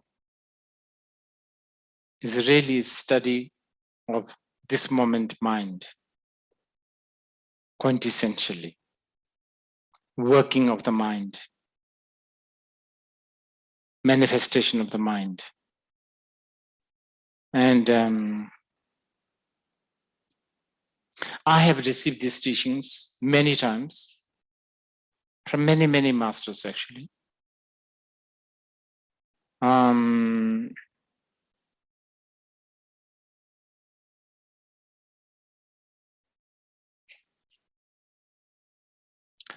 A very extensive teachings on this I've received from my mother's father, who is Tupac Gyuba. The reason is because he really gives these teachings a lot. So I happen to be there. Many times I did receive sort of properly. The other times I'm just sitting there. I'm just telling you this because, you know, this is probably, it's not just a pattern habit, but it's a tantric or the Buddhist tradition. We need lineage. Lineage is absolutely important. My only confidence to tell you this is that I have received this from the proper lineage. And at least I've listened to the teaching. Doesn't mean that I've understood and all of that. But lineage is important because lineage is like one of the most crucial cause and condition. If you want to make a coffee, at least you need some sort of a strainer, right? It doesn't matter whether it's a paper one or some sort of a strainer. Lineage is a bit like that.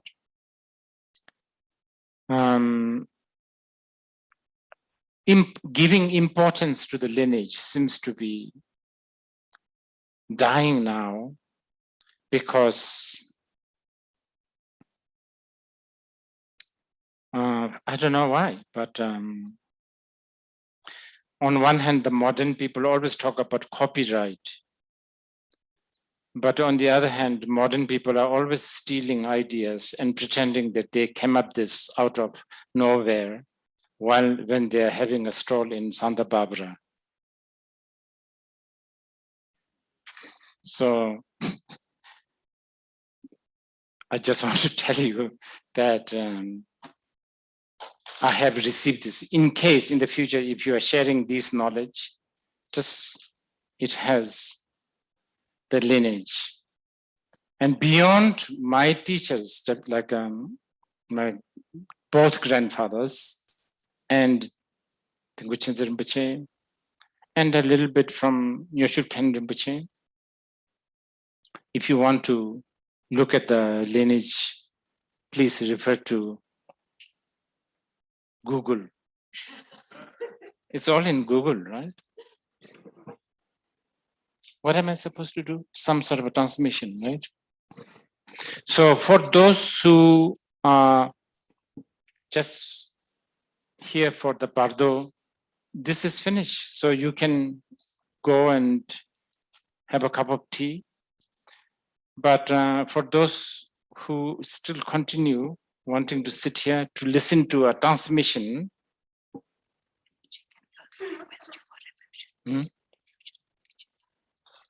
oh yeah, okay. Please stay on. You can, but also those who just want to sit here and observe, but not necessarily receive the transmission, perfectly fine. You are very welcome to observe. So we just do this first, transmission first. Yeah, briefly. Yeah. What else? Okay. With the bodhicitta and okay.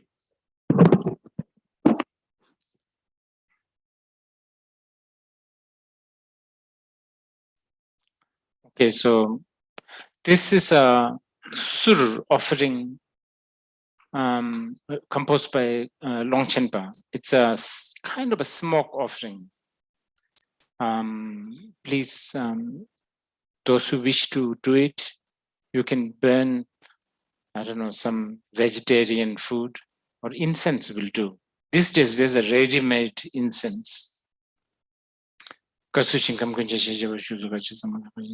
Shinto kasum ngasum rimbaji duzi purma sojatani ribaji Rani chokas basamizan Dagi soji bisunum didum tombing on a kajidin Kula shingams of his own. Teaching together comes some little bit of money, pay me home, she just imagine. Shin Java Kojima to what the New Jujinium did the move at double GBGs and Sugar's villages. Dark is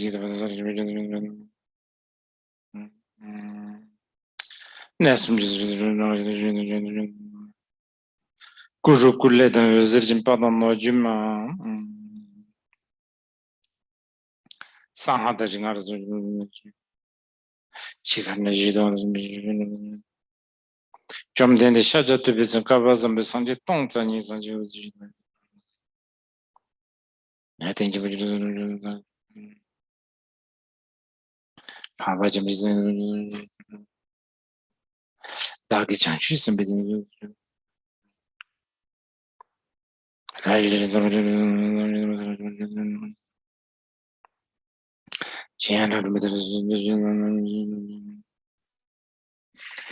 God be short, Miss Mount is then shepherd and door read to Lamjung and Chen and number G divinity.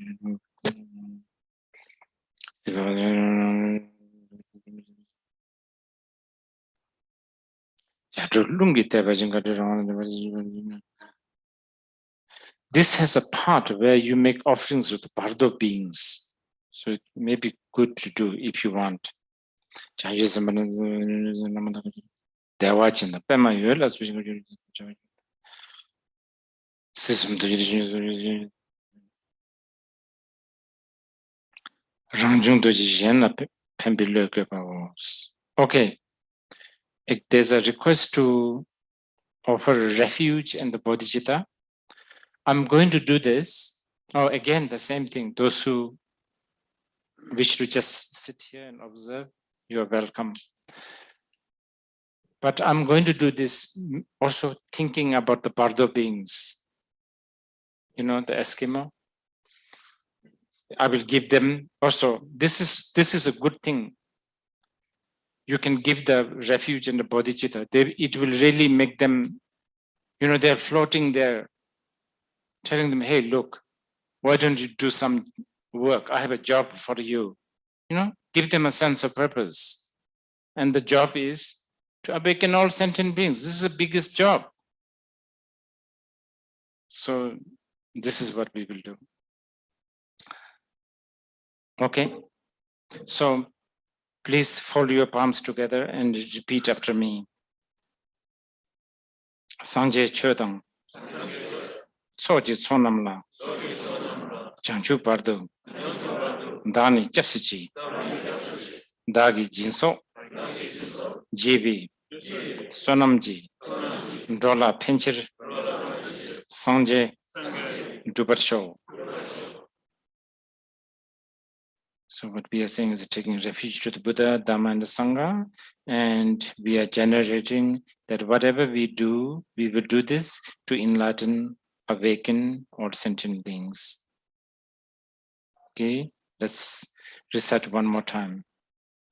Sanje Chodang, Soji Chonamla, Changchu Bardo, Dani Japsuchi, Dagi Jinso, Jibi Sonamji, Dola Penjir, Sanje Dubarshaw.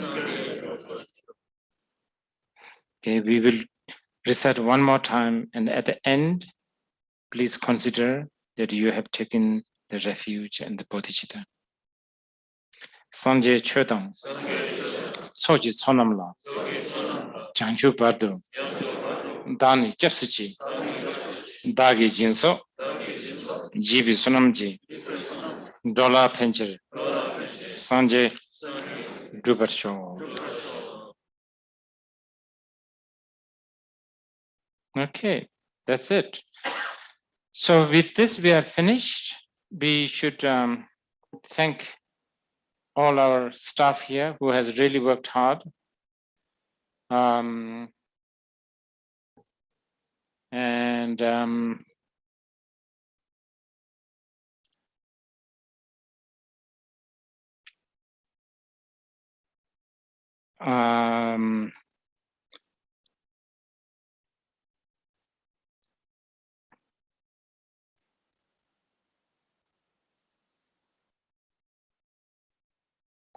This place was built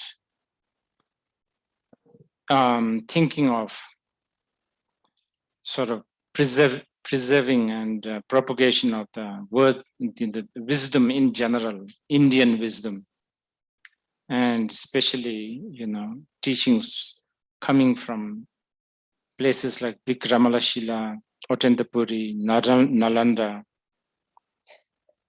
and not just from those universities. More importantly, actually, from all those cemeteries. You know, India used to have amazing, amazing cemeteries. And there was all these incredible people, cemeteries. And also,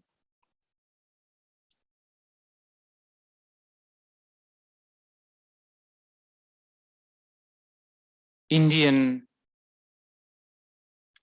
red light district of the 6th century red light districts. There were a lot of wisdom came from that too. So we are trying to preserve these teachings here. And I'm happy that many of you come here and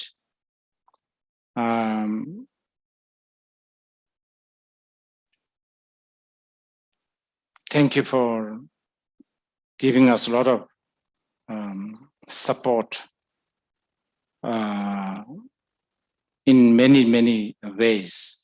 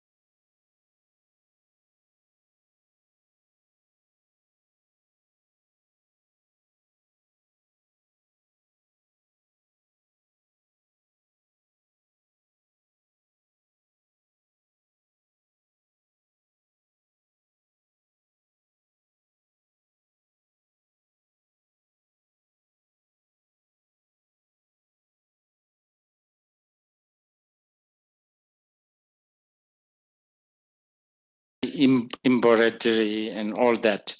Click, woman's wallet he gave me. The other one is a pen.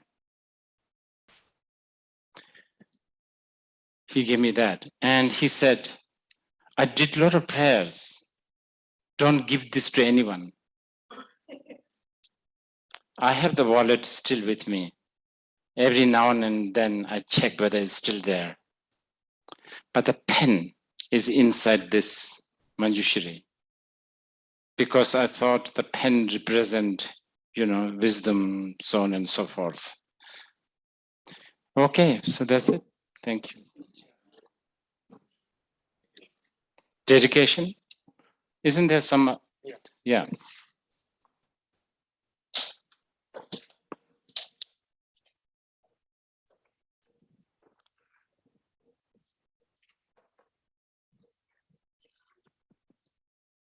Good morning, everybody. Today we will be presenting a song offering of select verses from the Lalita Vistara Sutra. And this wasn't planned, but incidentally, they are all about death and old age. So. Jara roop swaroop viroop kari Jara tej hari balastham hari Sada saukhya hari paribhav kari Jara mrityu kari Jara oj hari Zwalitam tribhavam jara vyadhi dukhai Maranagni pradiptam anathamidam Bhavani sharane sadamudha jagat Bhramati bhramaro yath kumbhagato Adhruvam tribhavam sharada vranibham Nataranga sama jagiru nichuti Girinadha samam laghu sigara javam Brajatayu jage yath vidyunabhe Maranam chavanam chuti kala kriya Priya dravya janena viyogu sada Apunagamanam cha sangamanam Drumapatra phala nadi shrot yatha Maranam vashitam avashi kurute Maranam harate nadi daru yatha Asahayunaro vrajate dvitiyo Svaka karma phalanugato vivasha Marano pragrasate bahu prani satam Makare vajala hari bhut ganam Garudo urago mrigarazu gazam Jwalani vatruno shadhi bhut ganam Zara rupa surupa virupa kari Zara tej hari balastham hari Sada saukhya hari paribhav kari Jara mrityu kari jara oj hari Jara mrityu kari jara oj hari Jara mrityu kari jara oj hari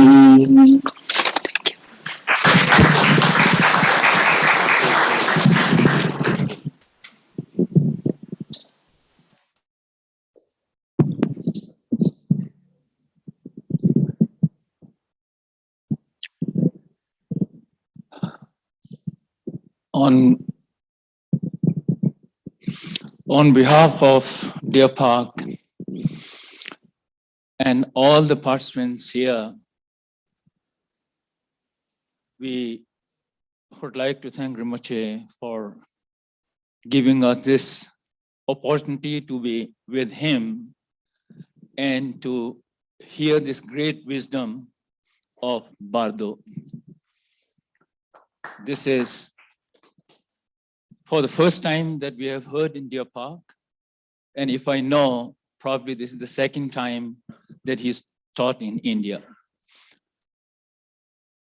I'm reminded of one of the great Urdu poet, the Ghalib, who said, Zindagi bar bul karta raha Ghalib, धूल चेहरे पे और आईना साफ करता रहा.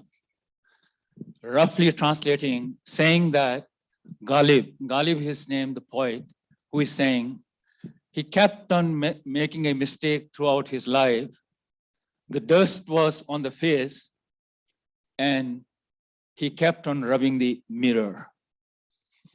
I think this is probably what Rinpoche was trying to point out.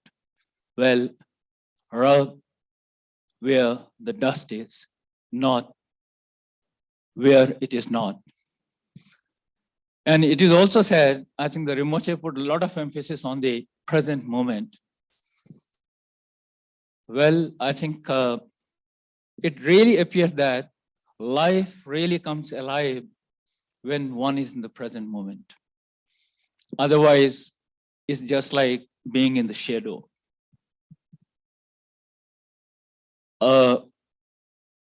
There is another poet who said that Chand gadiyan hai yahi, Chand gadiyan hai yahi, inhe khokar meri jaane jahan, zindagi bhar na taraste rehna. It's almost like saying that this is the present moment, the golden moment. By losing this, don't keep on repenting throughout the life. So I think the best is how we can use the present moment, where the life really comes alive. Thank you, Rinpoche, for giving such a wonderful teaching to us. And the Deer Park, we really would like to thank all the participants who have come here and created this vibrant energy here. I think without your presence, maybe this would remain just like the building. We can really feel. In fact, I would really like to admit that whenever I'm told that I should express our thanks to the audience, whosoever comes, in this building, I always felt very emotional. In fact, I think some of my colleagues would say that I have been sometimes really in the tears also. This place, particularly this Manjushri hall, I don't know why, I feel very, very different type of energy. Just feel that. Well, I think this Deer Park, I really would not like to go into the detail, but I would say that this has been created by the creators, the Khenpo Khunga Wangchuk, the blessing of Rinpoche, and the monks who were here, who used to carry, I know, the semen from that down on their backs, and they have created this building. I think such kind of the purity has really gone in this. We really would like to thank each and everyone who have contributed in building up this Deer Park. And this has been done with such a great devotion.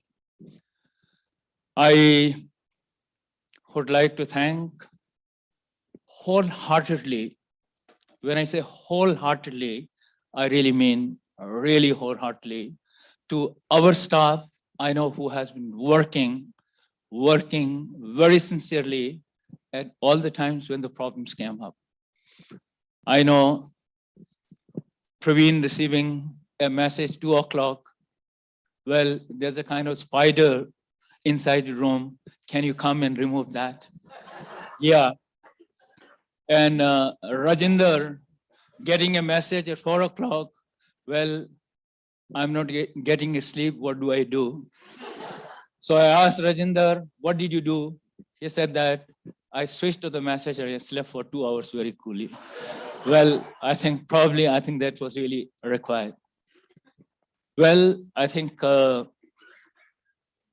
having said that, our staff really tried to create and comfort as much as possible. It would not be possible to really cater to the need of everyone. There must have been some shortcomings. We sincerely apologize. If you felt hurt, if you felt that there was some inadequacy in your expectation, please leave that feeling here in the Deer Park itself. Don't take that out of this door. Having said that, I think I really would like to say, Rinpoche, for the 6 bardos, you said, these are very profound, very deep, more time would be required. We look forward for the 6 bardos, at least 6 teachings down the line, maybe in 2022 or 2023, we all look forward and let us all aspire that Rinpoche will come back and give us more detailed a teaching on that. With that, once again, Rinpoche, thank you very much from the side of the Deer Park and from all the participants here, and all the participants wish you very happy Bardo life. Thank you.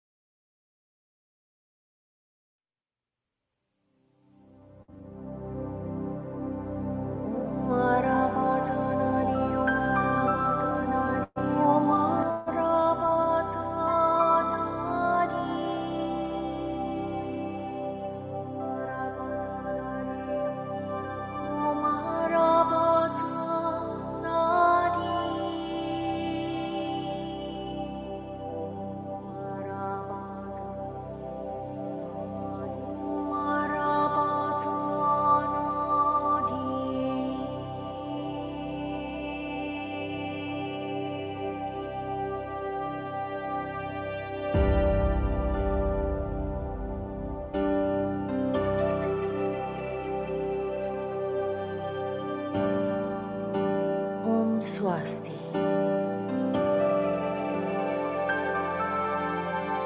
路满莲花香墨和路高，专知无私本然智慧心，转轮回根为金刚大罗，调伏诸贤慈无私成就，智慧悲心无为与自在，奥秘宝藏金刚持有者，周遍法界事业转生者，愿准三密无怀恒安住，不垢有余持诵的真王，曾发悲愿将恒常实现，无有末法众生即法教，无边金刚精髓其常住，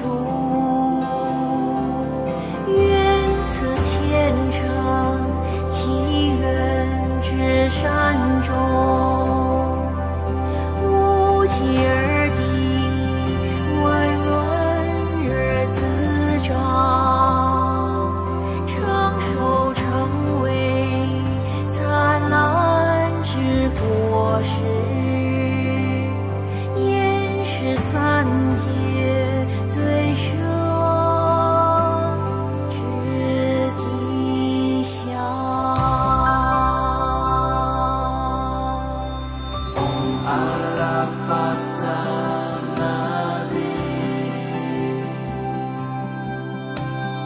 Om Arapata